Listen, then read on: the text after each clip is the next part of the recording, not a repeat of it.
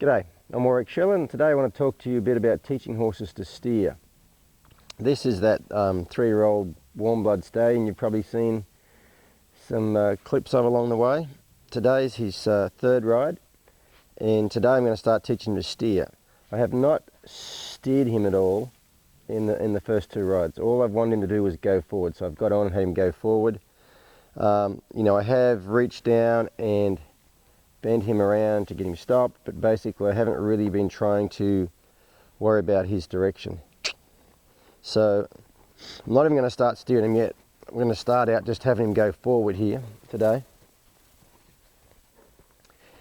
I don't really care where he goes forward to. You see just right then he made a bit of a U-turn. I'm not concerned about where he goes to. Steering involves basically lateral flexion and forward motion.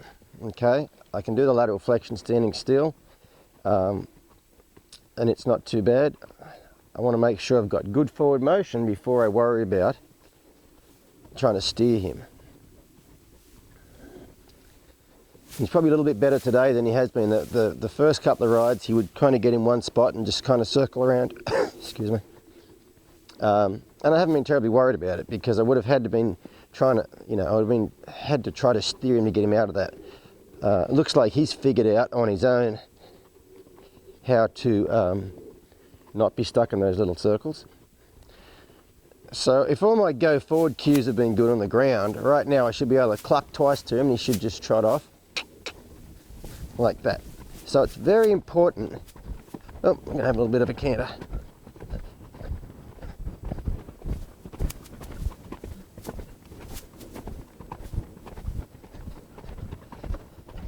The first ride I had on this horse, he was reasonably forward. The second ride I had, he wasn't very forward. So right then when I asked him to trot and he cantered off, I wasn't really that concerned about it, just because forward was something I was going to really want to work on today before I started worrying about the steering thing.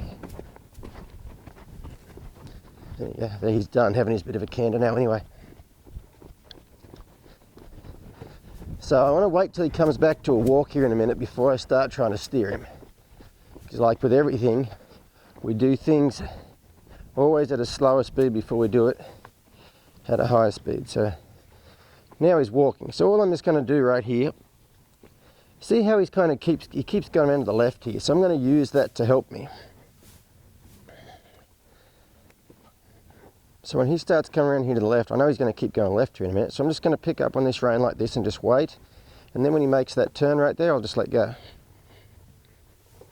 Okay, so that's the first time I've really ever steered him. And it seems like he follows that pretty good. I might just try it right here. I'll just run my finger down here and touch that rein.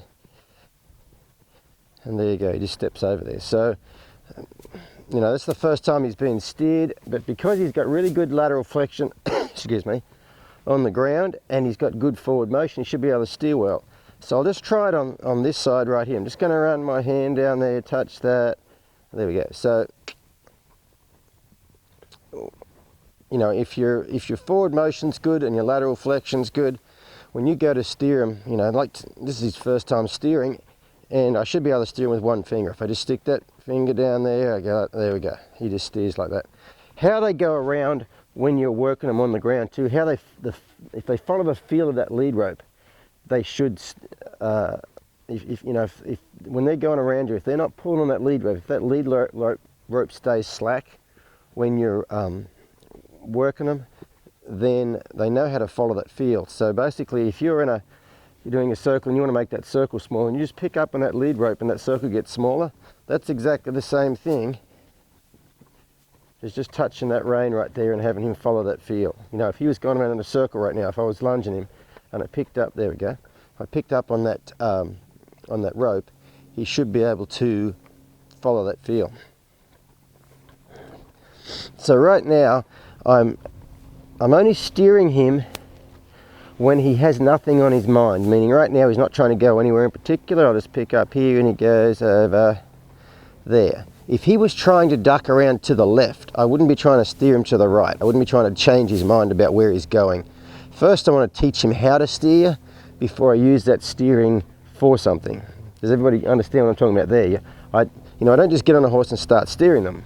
I get on them and I teach them how to steer before I'm concerned at all about where they actually go. So now I'm going to go back up into a trot again. I'm going to work on steering him at the trot, so I should be able to just reach down here. His nose should bend like that, and then see, his feet haven't followed yet. He still hasn't turned, so I'm not going to pull hard. I'm just going to wait. There we go, his feet. I'll let go. Where he goes right now, I don't care. Ask for that little bit of steering. I don't care what he does after that. I'm no longer asking. He's not wrong if he turns left or if he turns right after I ask him at this point in time. So now I might go for a bit of a trot and see if I can steer him at the trot. So once again, if my forward motion is good, I should be able to just cluck twice and he should just go for a bit of a trot around there. So what I'm going to do over here is just pick up on this rein right here and wait for those feet to come in a little bit like that. Let go. I might try it again. I'll just pick up on this rein here. Now his feet haven't moved in yet. Right there, they just moved in a little bit. I'll let go. I don't have to go in very far. As long as he leaves the track he's on, starts on that other track. I might actually pick up here because I know he's going to turn right there when he gets to that fence. I'll try it again. I'll just pick up here. There you go. Very good.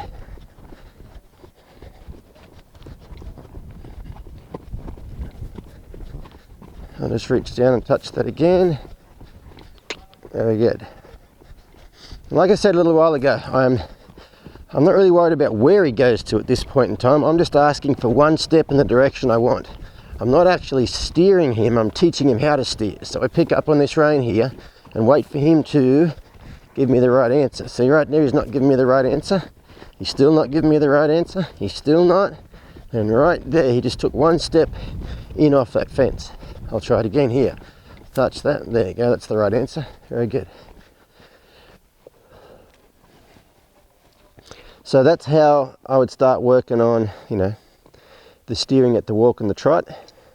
And initially it's just one step in that direction, and I'm only steering in the direction he's kind of already going in. I'm not trying to change his mind about a direction.